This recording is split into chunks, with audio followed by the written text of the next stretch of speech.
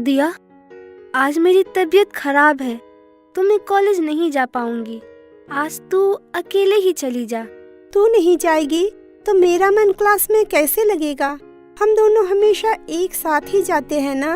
हाँ, लेकिन आज तो मैं नहीं जा पाऊंगी। पर मेरी वजह से तू कॉलेज ऑफ मत करना। तू आज अकेले मैनेज कर ले, कल से मैं पक्का जाऊंगी। ठीक है। हाँ दिया बेटी, रिमी ठीक बोल रही है। तुम दोनों इतनी अच्छी सहेली हो, लेकिन जब शादी हो जाएगी तब तो दोनों अलग अलग ससुराल में चले जाओगे। तब क्या होगा?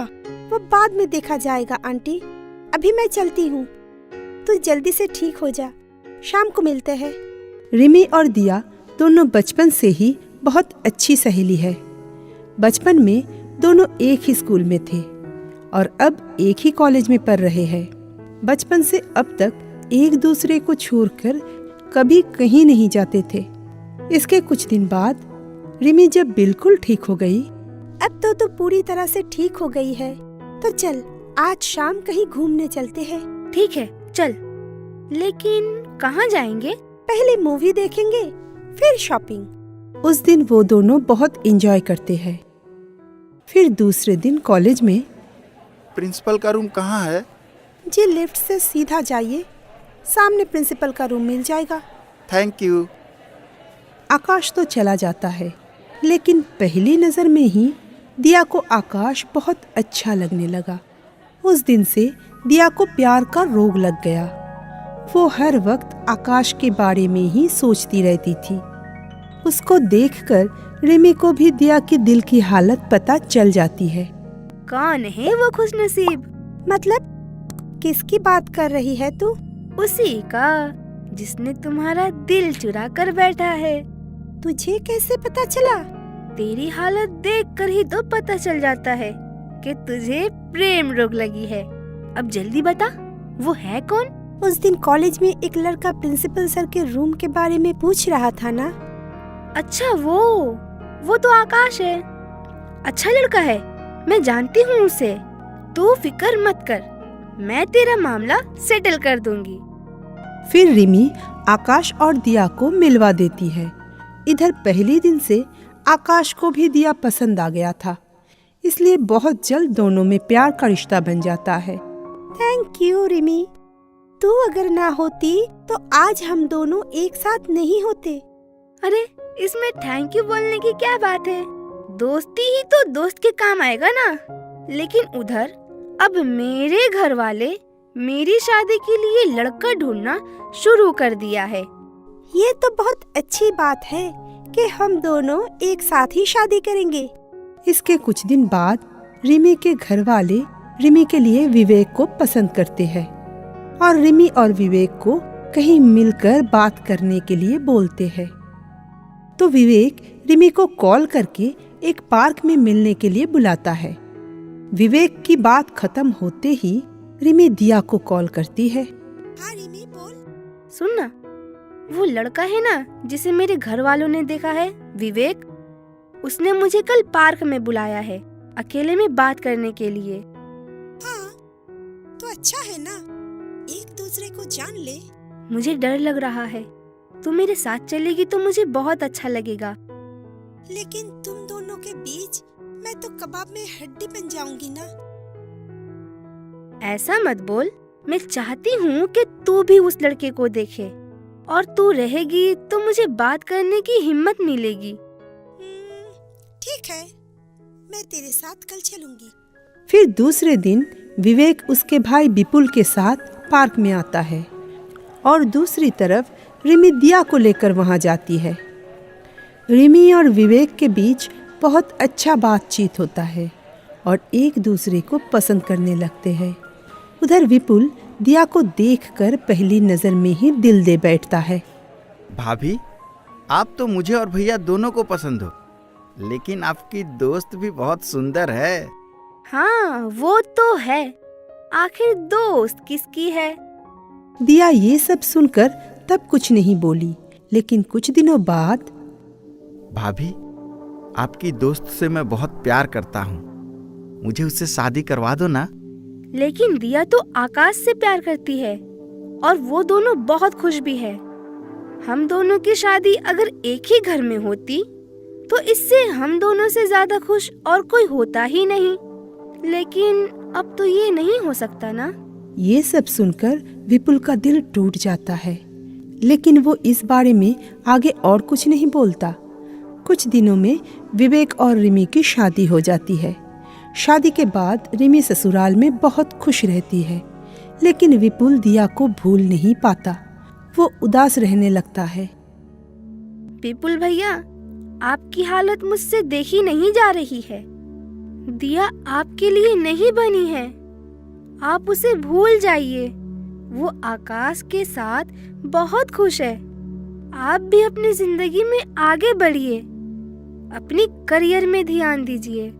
आप शायद सही कह रही हैं भाभी, मैं जरूर कोशिश करूंगा। फिर विपुल दिया को भुलाने के लिए काम पर ध्यान देता है, लेकिन वो दिया को किसी भी हाल में भूल नहीं पा रहा था। उधर रिमी के बिना दिया भी उदास हो जाती है, तो उसकी उदासी दूर करने के लिए आकाश एक दिन शाम को दिया को अपने घर में बुलाता है। आकाश बहुत अच्छे से घर को सजाता है।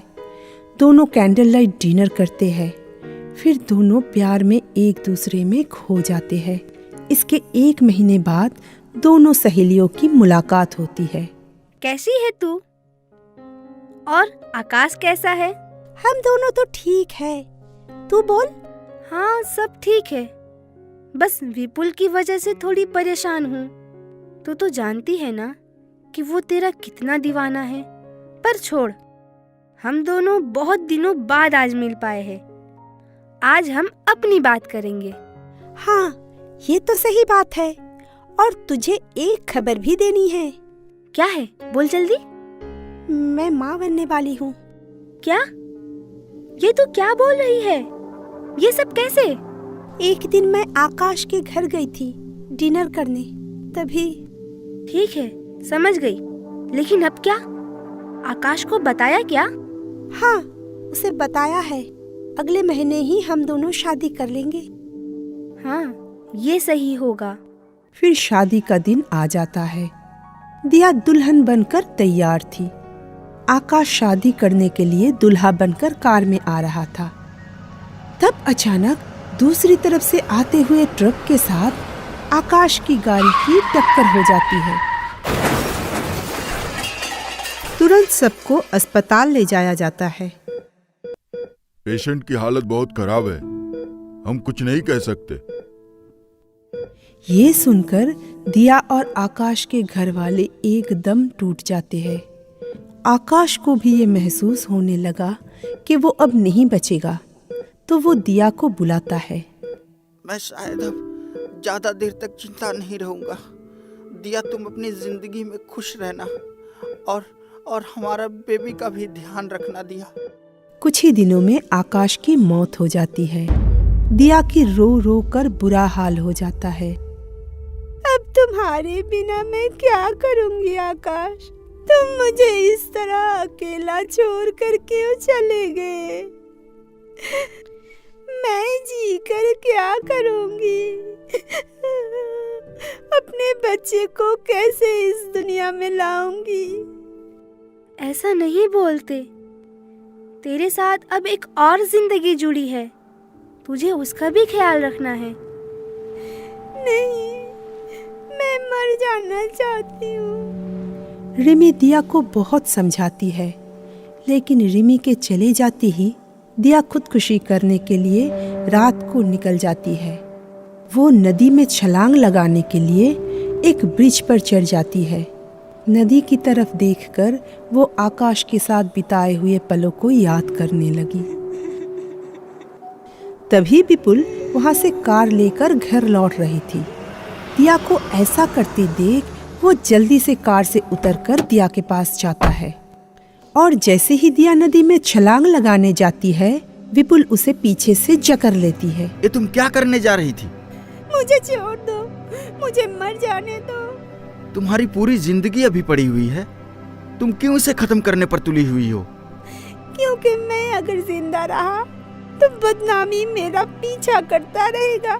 फिर दिया अपनी पूरी घटना विपुल को बताती है।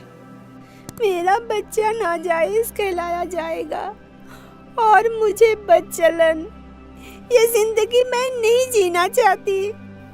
तुम बुरा ना मानो तो एक बात कहूँ, तुम तो जानती हो कि मैं तुमसे बहुत प्यार करता हूँ। तुम अगर राजी हो तो मैं तुमसे शादी करना चाहता हूँ और तुम्हारे बच्चे को भी अपना नाम देना चाहता हूँ। दिया तब राजी हो जाती है और घर वापस आ जाती है। विपुल भी घर जाकर रिमी को सब बताता है। ये सुनकर रिमी बहुत खुश होती है और खुद सारा इंतजाम करके विपुल और दिया की शादी करवाती है। दोनों सहेली अब एक साथ खुशी से रहते हैं। दिया भी धीरे धीरे विपुल से प्यार करने लगती है और कुछ महीने बाद दिया एक गुड़िया जैसी लड़की को जन्म देती है, जिसे देख विपुल बहुत खुश हो जाता है।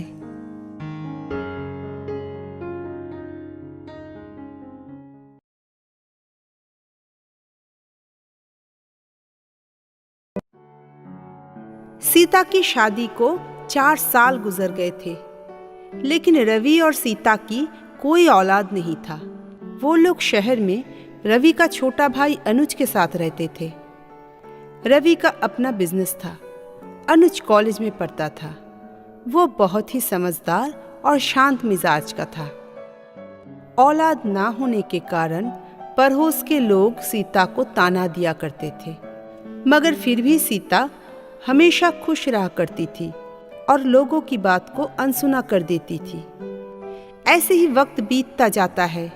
पढ़ाई खत्म होने के बाद अनुज की नौकरी एक बड़े ऑफिस में लग जाता है और एक दिन जब सब खाना खा रहे थे, तब सीता अनुज से कहती है, अनुज भैया, अब तो तुम्हारी शादी करवा देनी चाहिए। अब तो तुम अच्छे खासे कमाने लगी हो। क्यों, क्या कहते हैं आप? हाँ हाँ, सही कहती हो तुम। अब हमारा अनुज बड़ा हो गया है। क्या भाभी, आप भी? और नहीं तो क्या, अब मुझे भी तो आराम चाहिए ना देवर जी। अच्छा भाभी, अब आप जैसा अच्छा समझे। सीता अब अपने देवर के लिए रिश्ता तलाश करने लगी। ऐसे ही एक दिन अनुज आकर सीता से कहता है, भाभी, आपसे कुछ बात करनी थी। हाँ बोलो ना। एक लड़की है जिसे मैं पसंद करता हूँ। उसका नाम सपना है। वह मेरे साथ कॉलेज में पढ़ती थी। और उस दिन मैंने भैया के कारण आपको कुछ नहीं बताया था। ये तो बहुत अच्छी बात है। तुम मुझे सपना के माता पिता से मिलाने की तैयारी करो, तब तक मैं तुम्हारे भैया से बात करती हूँ। अनुज के भैया भाभी सपना के माता पिता से बात करते हैं और कुछ ही दिनों में उन लोगों की शादी बहुत धूमधाम से हो जाती है। सीता सपना को बिल्कुल अपनी छोटी बहन जैसा मानती थी, लेकिन सपना सीता को बांझ होने के कारण पसंद नहीं करती थी। सपना, आ जाओ, नाश्ता रेडी है। सुबह सुबह मुझे आपका चेहरा नहीं देखना है। आप रख दीजिए, मैं खा लूंगी। सपना की माँ ललिता जी बहुत ही लालची औरत थी। उसकी नजर रवि के जायदाद पर था, इसलिए वो हमेशा अपनी बेटी को उसकी जेठानी के खिलाफ भड़काती रहती थी। ऐसे ही एक दिन, सपना बेटा, कैसी है तू? हाँ माँ, मैं अच्छी हूँ। अच्छा सुन, तेरे पास तेरी जेठानी तो नहीं है ना? नहीं तो क्यों, क्या हुआ? देख सपना, उस औरत से बचकर रहना। वो औरत बांझ है, बांझ। और याद रखना, अगर तू उस घर को औलाद देती है तो वो सारी जायदाद तेरी हो जाएगी। मेरी बात समझ रही हो ना? हाँ माँ, मैं समझ गई। कुछ दिनों में सपना की माँ की प्लान सफल होने लगा। सपना, क्या हुआ तुम्हें?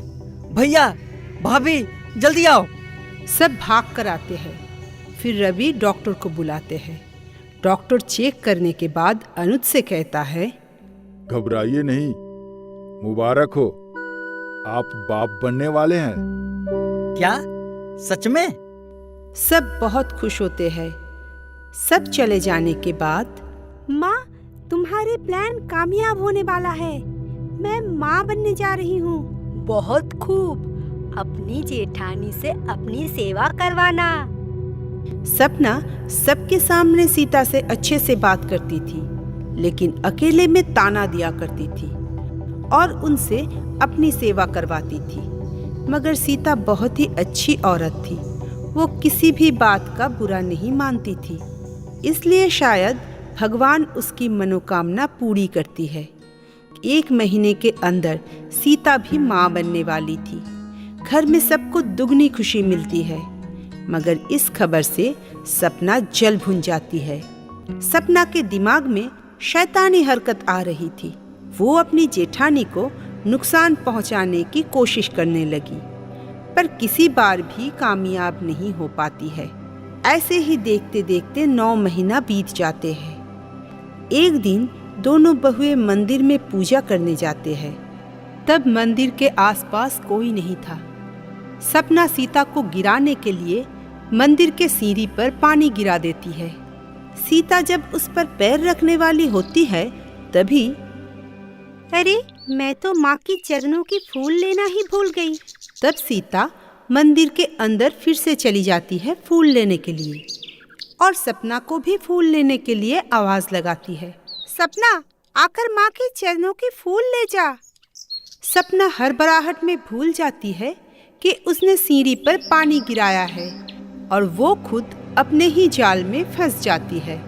सीढ़ी चढ़ते समय पैर फिसलकर सीढ़ी से गिर जाती है। सपना!